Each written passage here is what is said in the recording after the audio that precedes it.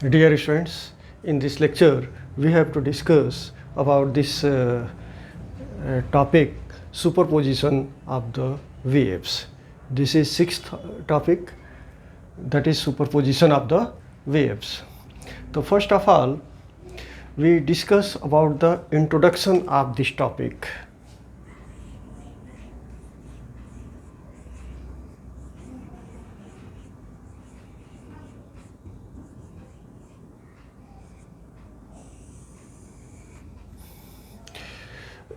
You may familiar with different waves like water wave,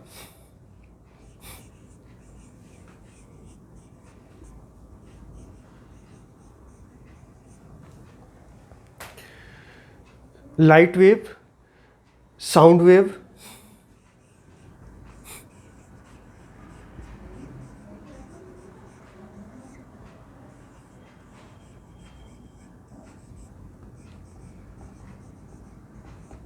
mechanical wave,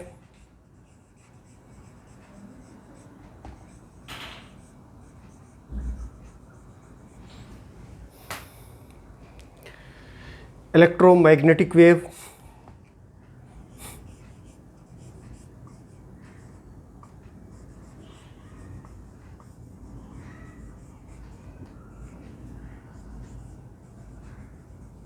तो ये सभी के सभी ये डिफरेंट टाइप्स के वेव्स हैं.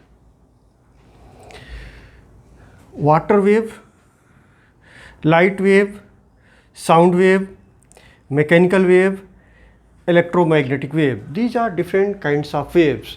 तो first of all you have to know about what is the wave. Wave क्या होता है? You know that वाटर के अंदर अगर हम स्टोन ड्रॉप करते हैं तो जहाँ पे स्टोन ड्रॉप किया जाएगा वहाँ पे डिस्टरबेंस क्रिएट होगा, डिस्टरबेंस.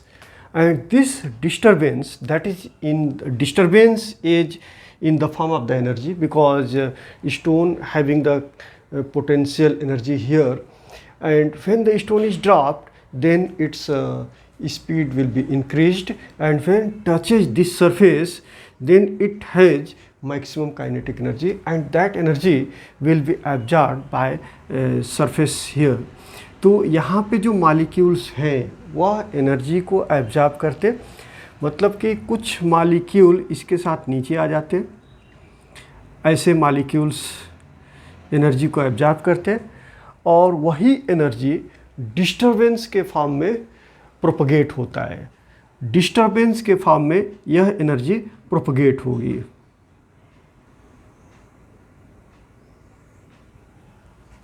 तो therefore wave motion is defined as the energy propagates in the form of the disturbance from one place to another is called wave motion.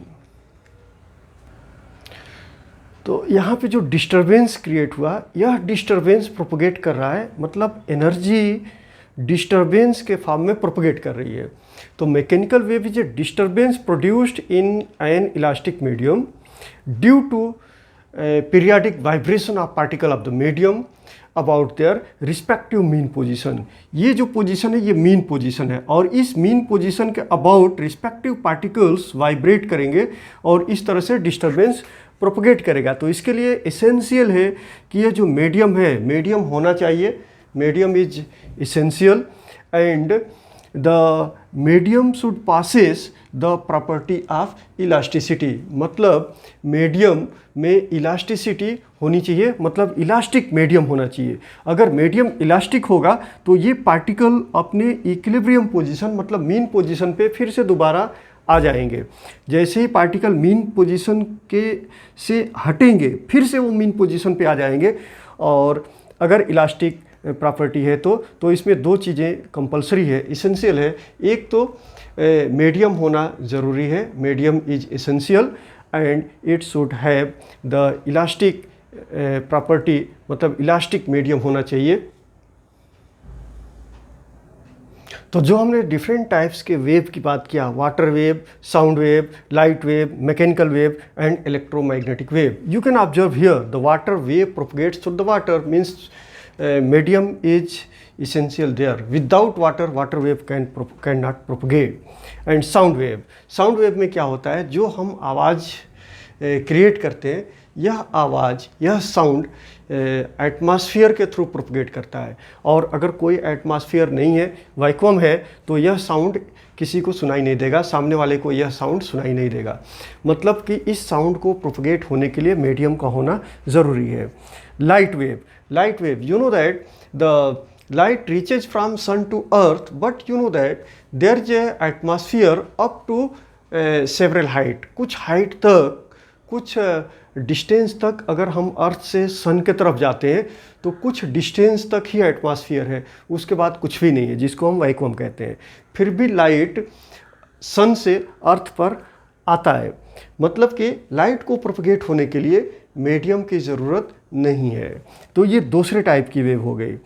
Mechanical wave जैसे sound wave है, water wave है, ये सब के सब mechanical wave है। मतलब mechanical wave के लिए मटेरियल मीडियम का होना ज़रूरी है। विदाउट मीडियम के ये मैकेनिकल वेव्स प्रोपगेट नहीं करते। इलेक्ट्रोमैग्नेटिक वेव है। इलेक्ट्रोमैग्नेटिक वेव के लिए भी मटेरियल मीडियम की ज़रूरत नहीं पड़ती है, ये डिफरेंट टाइप का वेव है। और therefore this is not a mechanical wave, but this is a non mechanical wave. इस टॉपिक में हम लोग मैकेनिकल वेव की स्टडी करेंगे। मैकेनिकल वेव, तो डेफिनेशन एक बार और सुने। मैकेनिकल वेव क्या होता है? Mechanical wave is a disturbance produced in an elastic medium due to periodic vibrations of the particles of the medium about their respective mean position. Means when disturbance is created, means the energy in the form of disturbance propagates from one place to another। तो इसमें propagate क्या होता है, mechanical wave में क्या propagate होता है? तो पार्टिकल डोंट ट्रेवल। जैसे ये मैकेनिकल वेव है, यहाँ पे वाटर के अंदर स्टोन ड्रॉप किया तो यहाँ से वेव क्रिएट होती है, और यह वेव वाटर से होते हुए एक तरफ से होते हुए दूसरे तरफ जाती है। मतलब जहाँ पे डिस्टरबेंस हमने क्रिएट किया, उस डिस्टरबेंस से अवे की तरफ यह वेव प्रोपगेट करेगी, इधर भी, मीन्स एवरी डायरेक्शन। जैसे यहाँ पे वाटर में स्टोन ड्रॉप किया तो ऐसे चारों तरफ ये वेव ऐसे प्रोपगेट करेगी, एवरी डायरेक्शंस। तो in this case, if the wave is a mechanical wave, then particle don't travel।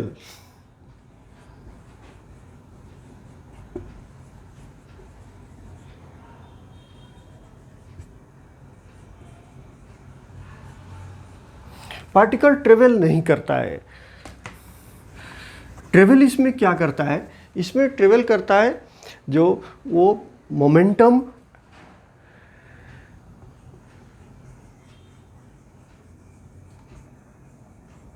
And energy एक पॉइंट से दूसरे पॉइंट पर, एक प्लेस से दूसरे प्लेस तक जो प्रोपगेट करता है वह होता है एनर्जी और मोमेंटम। मोमेंटम इसमें कैसे आएगा? Energy in the form of the disturbance and momentum because the product of mass and velocity. तो therefore the energy propagates from one place to another। तो मैकेनिकल वेव में पार्टिकल डोंट ट्रेवल। ये जो medium के particles हैं वो travel नहीं करते हैं। जैसे ऐसा नहीं है कि ये पार्टिकल ट्रेवल करके यहाँ पे आ जाएगा वेव के साथ, फिर पार्टिकल यहाँ ट्रेवल करके आएगा, फिर पार्टिकल यहाँ पे ट्रेवल करेगा। कोई भी पार्टिकल मीडियम का ट्रेवल नहीं करेगा, means particle don't travel. Particle oscillates, ये जो पार्टिकल हैं वो ऑसिलेट करेंगे eight the same position. The particles oscillate eight the same position. Energy and momentum transferred. तो पार्टिकल्स का जो, जैसे यहाँ पे हमने डिस्टरबेंस क्रिएट किया, तो यह डिस्टरबेंस मतलब energy will be absorbed by the particle and due to that energy it will oscillate and some energy will be transferred to the neighboring particle और वह पार्टिकल oscillate करेगा अपनी जगह पे या वाइब्रेट करेगा और वह अपने नाइबरिंग पार्टिकल को एनर्जी ट्रांसफ़र करेगा। इस तरह से एनर्जी यहाँ पे ट्रांसफ़र हो रही है। एनर्जी यहाँ से यहाँ तक कैसे पहुँच रही है? ट्रांसफ़र हो रही है। इसमें पार्टिकल ट्रेवल नहीं कर रहे हैं, लेकिन पार्टिकल ऑसिलेट कर रहे हैं। किस तरह से ऑसिलेट कर रहे हैं? This is a mean position, this is a mean position.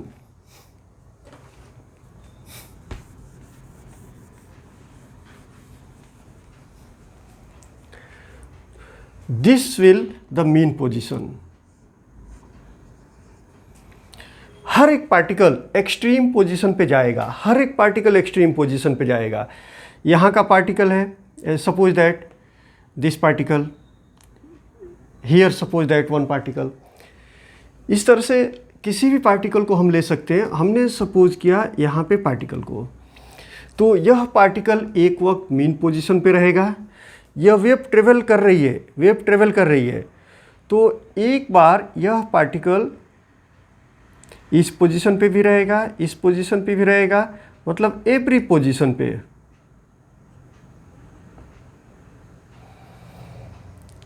ये वेव ट्रेवल करके आगे जा रही है। यहाँ हमने इमेजिन किया एक पार्टिकल को, suppose that this is position, तो इस पोजीशन में पार्टिकल का डिस्प्लेसमेंट कितना है?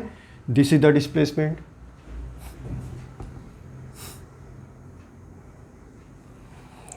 जब वेव आगे आएगी तो यह वेव इस तरह से आ जाएगी। जब ये आगे प्रोपगेट करेगी, अब पार्टिकल कहाँ पे आ गया? नीचे आ गया। यह वेव और आगे प्रोपगेट करेगी, सपोज दैट दिस टाइप।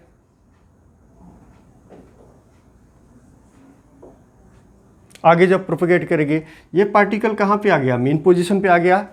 ये वेव और प्रोपगेट करके आगे,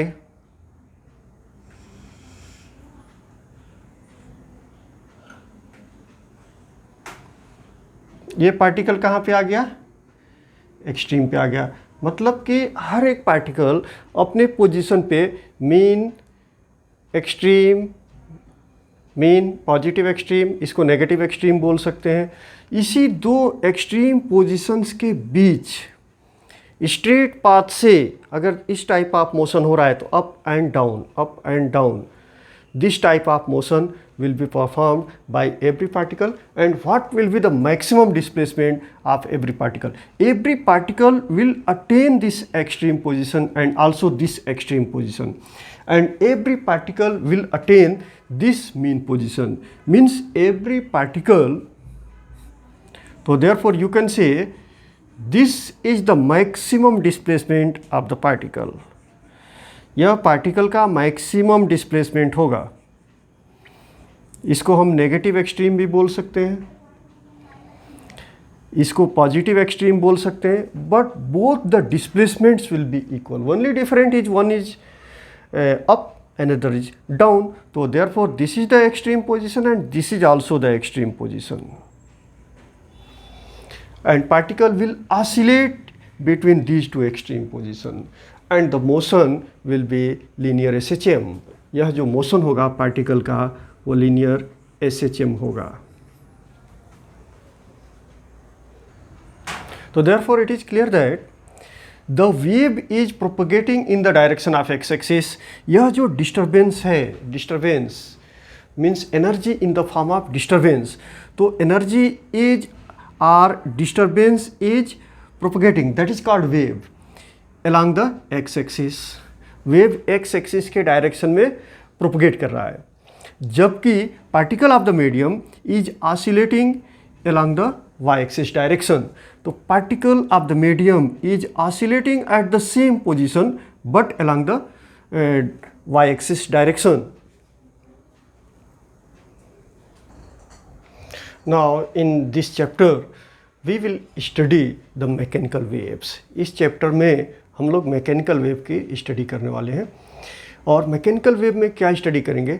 reflection of these waves. Mechanical waves का रिफ्लेक्शन कैसे होता है, principle of superposition of the waves and various phenomena like formation of stationary waves, beats, and their applications.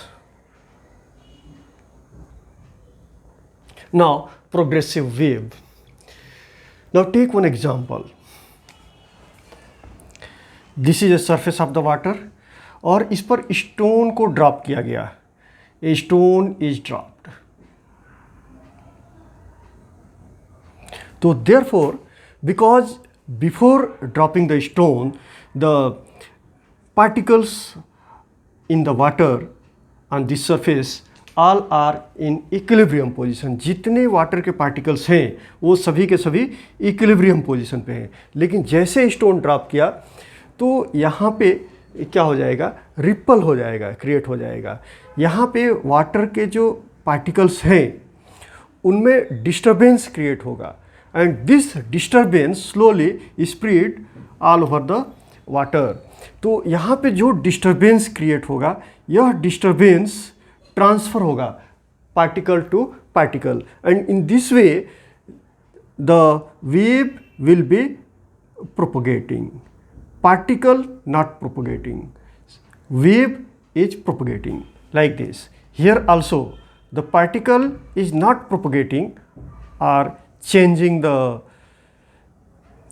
position along the wave, but particle only oscillating or vibrating at the same position.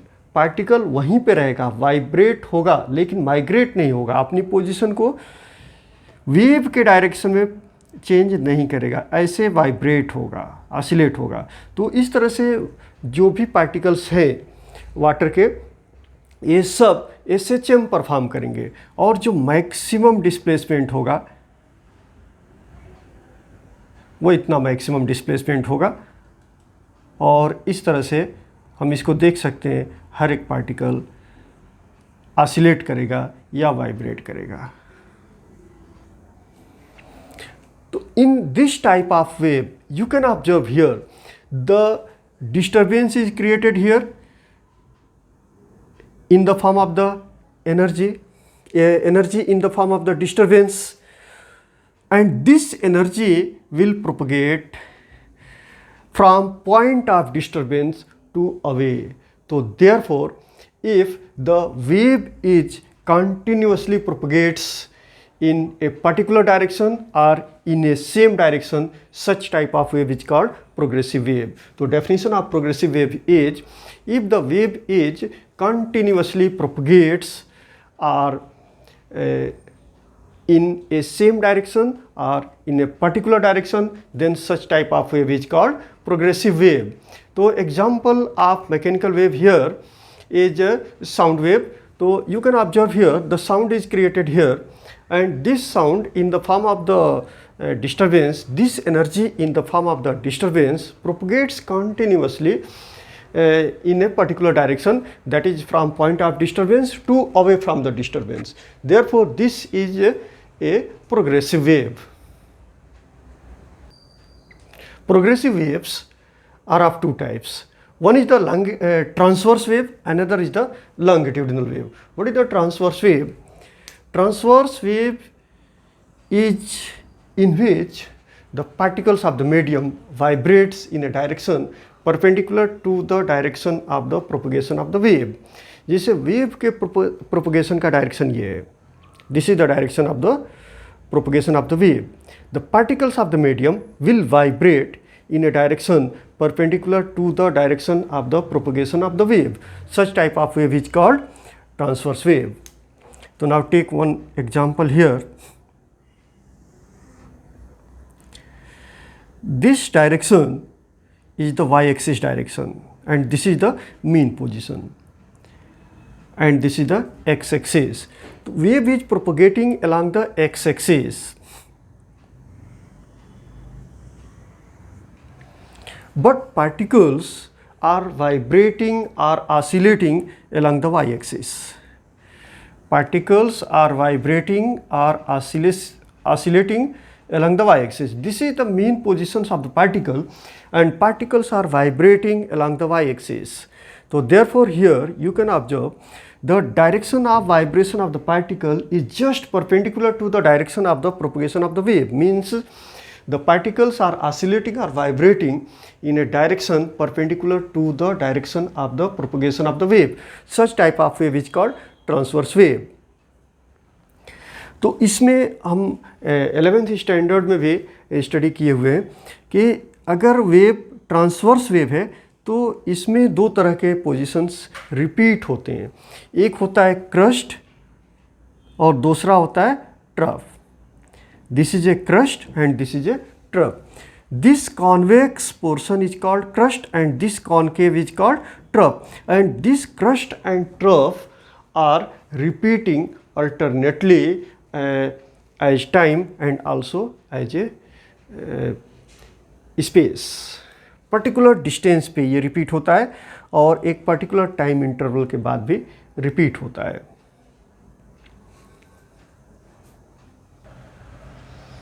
Now example of transverse wave. Water wave is a transverse wave. और अगर हम string के एक and को किसी rigid support पे fix कर देते हैं और दूसरे एंड को अपने हाथ में लेते हैं and give up and down motion. Means you are giving the energy. हम यहाँ से एनर्जी दे रहे हैं और अप और डाउन हम यहाँ पे वाइब्रेट कर रहे हैं अपने हाथ को अप एंड डाउन. तो यहाँ से डिस्टर्बेंस प्रोपोगेट करेगा along the string and the particles will vibrate up and down because here I am giving up and down motion. So therefore the particles are vibrating up and down, but the wave is propagating along the string. This is a transverse wave. And longitudinal wave, the example of longitudinal wave, sound wave is a longitudinal wave. But what is the longitudinal wave? The wave in which, the wave motion in which the particles of the medium vibrates in a direction parallel to the direction of the propagation of the wave. Such a wave is called longitudinal wave. Spring के एक and को fix कर दिया और दूसरे and को stretch किया. This is A spring.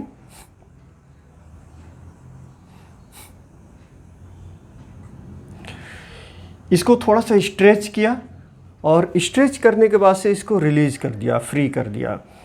So therefore in this spring you can observe this type of changes. Here the spring is compressed, so therefore this region is called compression, and here the spring is rarefacted. This region is called rarefaction.